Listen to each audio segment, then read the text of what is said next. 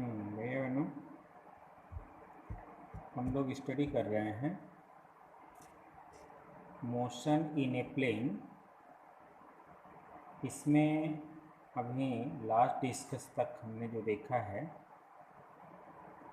वो addition of vectors, जिसमें triangle law of vector addition, parallelogram law of vector addition, उसके हमने कुछ न्यूमेरिकल भी सॉल्व कर लिए हैं। अब एक उसी के आगे रिजोल्यूशन ऑफ वेक्टर। ये रिजोल्यूशन क्या है, ये पहले एक सामान्य वर्ड में समझ लीजिए।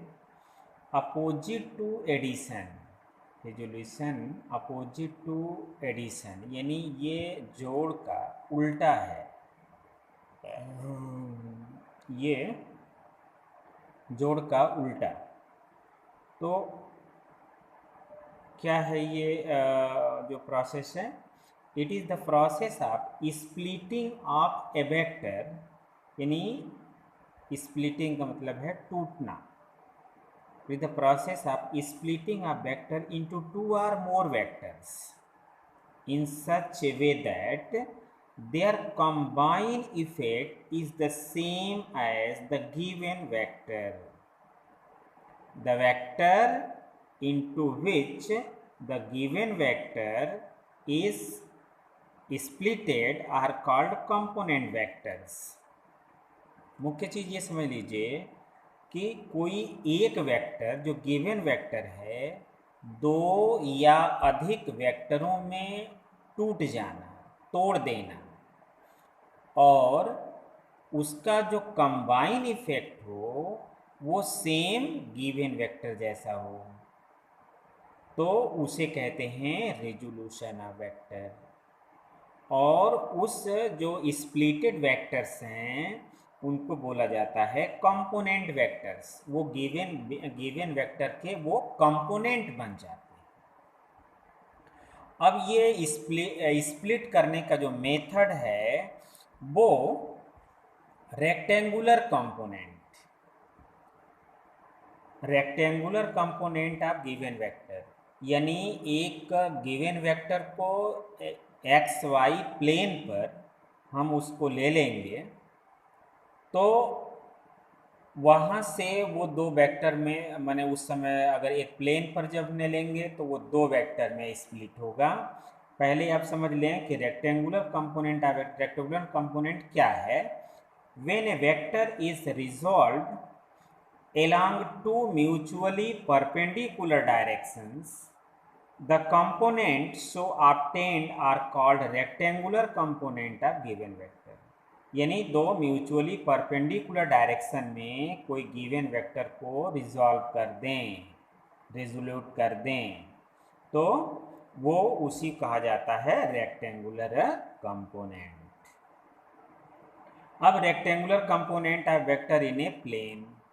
अब प्लेन पर हम कैसे वेक्टर को रेजुलेट करेंगे, ये मोस्ट इम्पॉर्टेंट विथ डेरिवेशन, इसका डेरिवेशन भी आता है।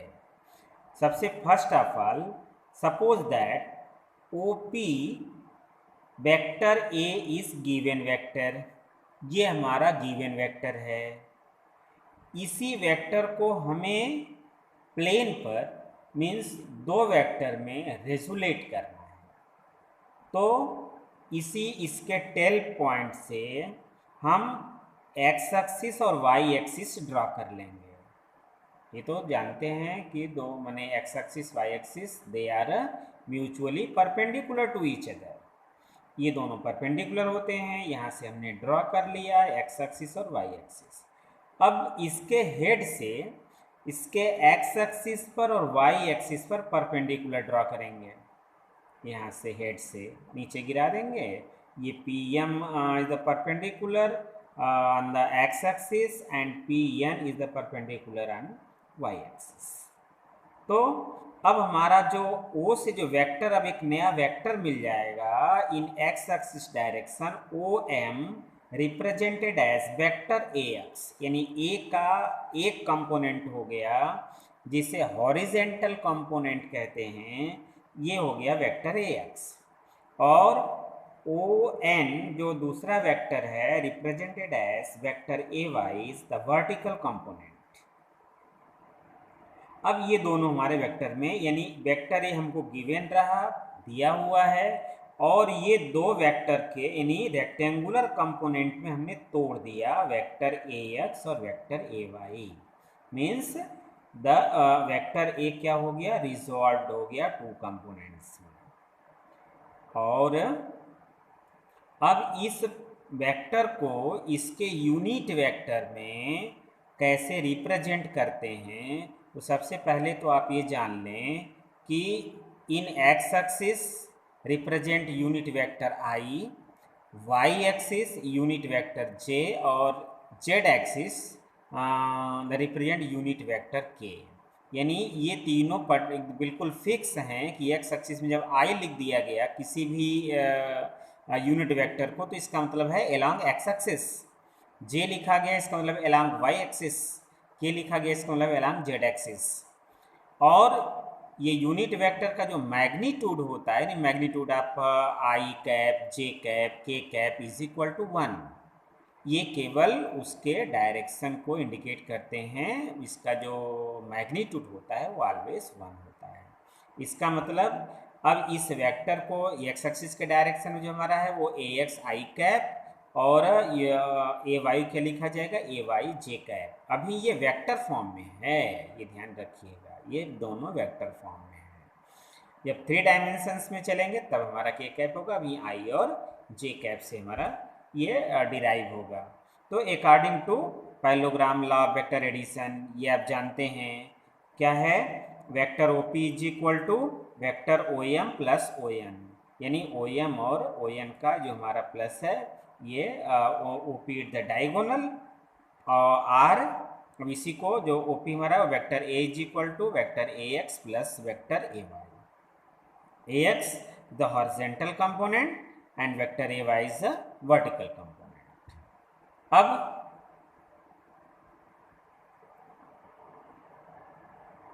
इसको इस रूप में हमने रिप्रेजेंट कर दिया इसके यूनिट वेक्टर के फॉर्म में। तो अब then represent in unit vector, vector A x is equal to A x i and vector A y is equal to A y j. अब इस वेक्टर के फॉर्म इसको हमने इस रूप में लिख दिया, vector A is equal to A x i plus A y जे।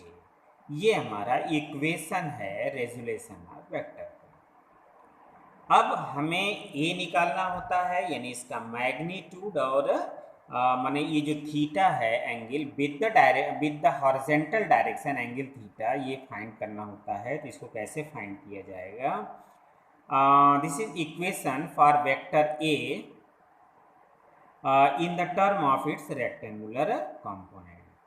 पहले तो ये रेक्टेंगुलर कंपोनेंट के टर्म में हो गया इक्वेशन।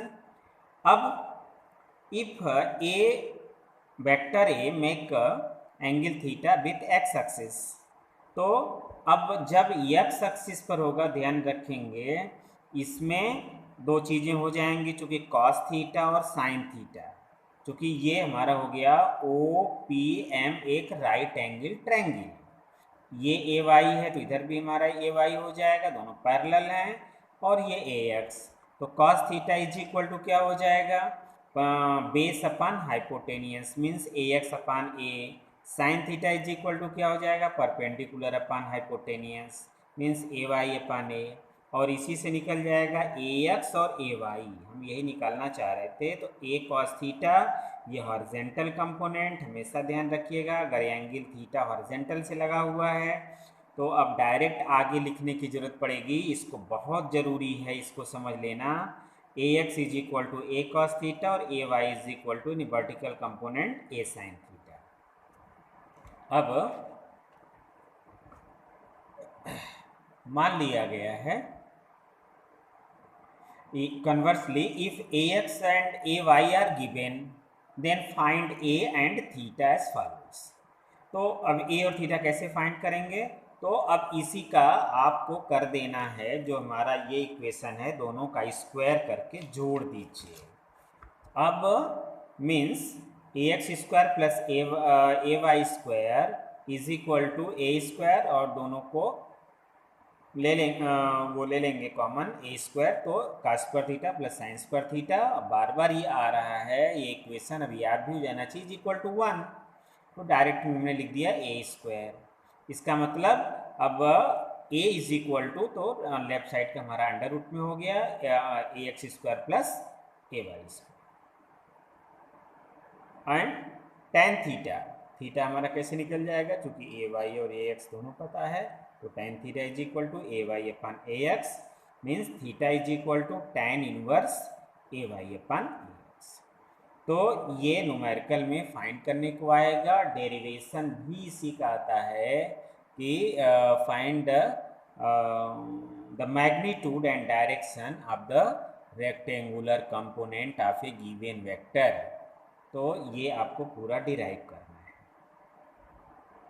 अब ये न्यूमेरिकल पॉइंट ऑफ व्यू से इसका डेरिवेशन तो नहीं आता, न्यूमेरिकल पॉइंट ऑफ व्यू से rectangular component of vector in 3 dimension, जैसा हमने बताया था कि ये जो है हमारा 3 dimension x axis, y axis and z axis. Suppose vector A is given, तो वहाँ पर भी अब हम जो रिप्रेजेंट करते हैं एज इट इज पीछे जैसा, vector A is equal to vector A x plus vector A y plus vector A z is equal to A x i cap plus A y j cap plus A z k cap. Means अब जो हमारा magnitude निकालेंगे, the magnitude of vector A is equal to under root A x square plus A y square plus A z square.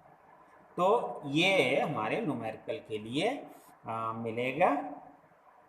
अब एक most important ये हमें मिलता है एग्जाम्पल, ये कई बार 2 नंबर में या 3 नंबर में ये पूछा गया है, 3 नंबर में आएगा, तो इसी के साथ जो है छोटा क्वेश्चन भी और रहेगा।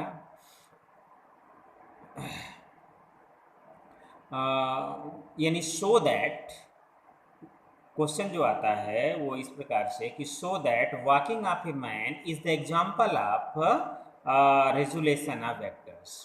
यानी रेजुलेशन ऑफ जो वॉकिंग ऑफ ए मैन, कोई भी मैन अगर वॉक करता है तो वो एग्जाम्पल है रेजुलेशन ऑफ वेक्टर। इसको आपको शो करना है, एक्सप्लेन विथ एक्सप्लेनेशन, तो आपको एक्सप्लेन करना है।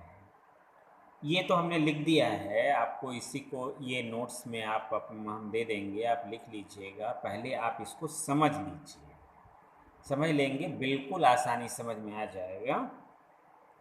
अब जैसे ही हम वॉक करना शुरू करते हैं तो कोई भी पर्सन पहले अपने एक पैर से ग्राउंड को, ये क्या करता है, ये हमारा पैर जो जिस पैर को हम पीछे रखते हैं वो थोड़ा तिरछा हो जाता है, इसीलिए इसको लिखा गया है slanted foot.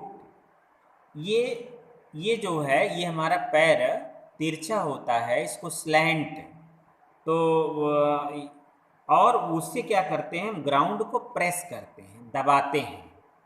By reaction ground क्या करता है, according to Newton's third law, by reaction ground भी एक अपोजिट फोर्स लगा, equal and opposite force exert ये इन अपवर्ड डायरेक्शन, ये फिर उसी के अपोजिट यानी उसी तिरछे में ही एक हमको ये फोर्स लगाता है। तो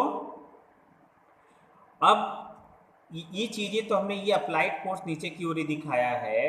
एक पैर हमारा आगे बिल्कुल इस तरह से प्लेन पर रहता है और एक थोड़ा इस तरह से हमारा एड़ी उठी हुई है, पंजा इस तरह से नीचे है, हम प्रेस करते हैं। ये ग्राउंड का फिगर है और इसी को हम इस फिगर पर दिखा रहे हैं। ये यहाँ तो हमने अप्लाइड फोर्स है। अब इसी के इक्वल और अपोजिट ग्राउंड क्या करता है कि ये रिएक्शन फोर्स लगाता है और रिएक्शन फोर्स रेजुलेट इनटू 2 कंपोनेंट्स। ये थीटा एंगल से हॉरिजॉन्टल से मान लिया हमें थीटा एंगल पर हमने लगाया है, तो ये अब इसको 2 कंपोनेंट में हम रेजुलेट कर सकते हैं। हॉरिजॉन्टल कंपोनेंट, अब मान लिया रिएक्शन फोर्स हमारा आर है तो आर कॉस थीटा और ये हो जाएगा आर साइन थीटा। तो अब इसमें 2 चीज़ें होती हैं, एक तो हमारा वेट होता है, जो vertical component R sine theta balance to the weight, ये हमारे वेट को बैलेंस करता है, and R cos theta enable the person to move forward, यही जो है हमको आगे की ओर चलने के लिए जो कंपोनेंट है वो प्रेरित करता है, फॉरवर्ड वो बढ़ाता रहता है। तो यही चीज़ हमने यहाँ पर आपको लिख दिया है, पूरा का पूरा जितना हमने ये बोला है टोटल वही चीज लिखा हुआ है। While walking a person press the ground with his feet lightly slanted in the backward direction, पीछे की ओर। The ground exert upon him an equal and opposite direction r. It horizontal component r cos theta enable to person to move forward, while the vertical component v is equal to r sin theta balance his weight। बिल्कुल इसको समझ लेंगे तो इसमें इसका explain आप अपने word में भी लिख सकते हैं। फिगर ये कंपलसरी है और ये भी आप बनाएंगे तो इससे आपको समझाने में आसानी होगी।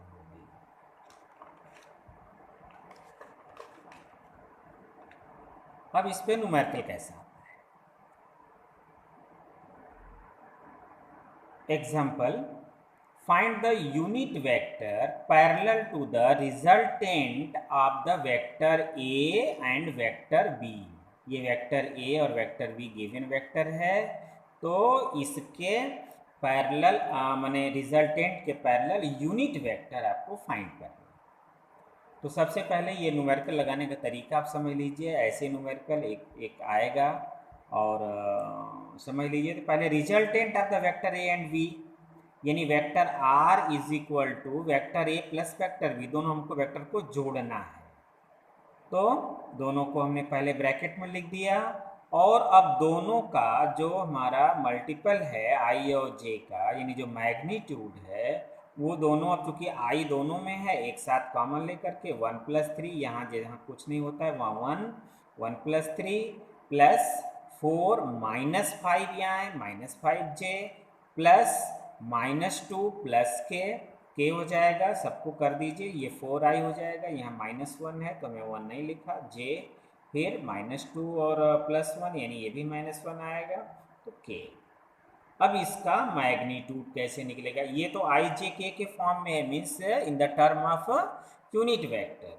और अभी अभी जो हमने मैंने वहाँ पर पीछे फार्मूला लिखा है, यानी मैग्नीट्यूड ऑफ द वेक्टर, तो रिजल्टेंट वेक्टर, तो vector are is equal to under root फिर वही x² + ay² + az² means 4² plus -1² plus -1², यानी जोड़ दिया हमने 16 + 1 + 1 √18 इज इक्वल टू, अब ये इसका कर लेंगे 3 जा माने 60 वो 9 × 2 यानी हो गया 18 3√2। ये हो गया पहले मैग्नीट्यूड। अब the unit vector parallel to the vector R, अब हमको यूनिट वेक्टर इसका निकालना है। तो यूनिट वेक्टर कैसे निकलता है, पीछे हमने फार्मूला जब हम यूनिट वेक्टर पढ़ा रहे थे वहीं पर आया हुआ है। किसी वेक्टर का अगर हमको यूनिट वेक्टर निकालना है तो यूनिट वेक्टर उसका जो कंप्लीट वेक्टर यानी full vector upon magnitude of the vector.